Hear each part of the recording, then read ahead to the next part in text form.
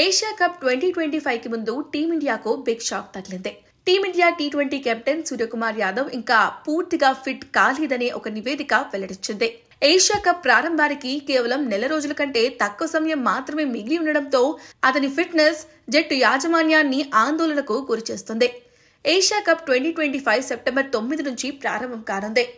ఈ టోర్నమెంట్ ఈసారి T20 format లో జరగనుంది.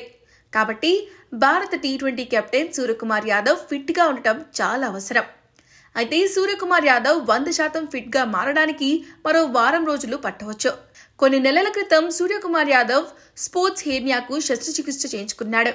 అప్పటి నుంచి నేషనల్ క్రికెట్ అకాడమీలో చికిత్స పొందుతున్నాడు. అయితే భారత జట్టుకు సూర్యకుమార్ యాదవ్ ఒక కీలకమైన ఆటగాడు కాబట్టి అతను ఫిట్ గా ఉండడం చాలా ముఖ్యం. కొన్ని రోజుల క్రితం సూర్యకుమార్ యాదవ్ తన ఇన్స్టాగ్రామ్ లో ఒక వీడియోను షేర్ చేశాడు. అందులో సూర్య ఎన్సీఏలో బ్యాటింగ్ ప్రాక్టీస్ చేస్తూ పరిగెత్తుతూ కనిపించాడు. ఇక సూర్యకుమార్ యాదవ్ చివరిసారిగా ఐపీఎల్ 2025 ముంబై ఇండియన్స్ తరపున ఆడాడు.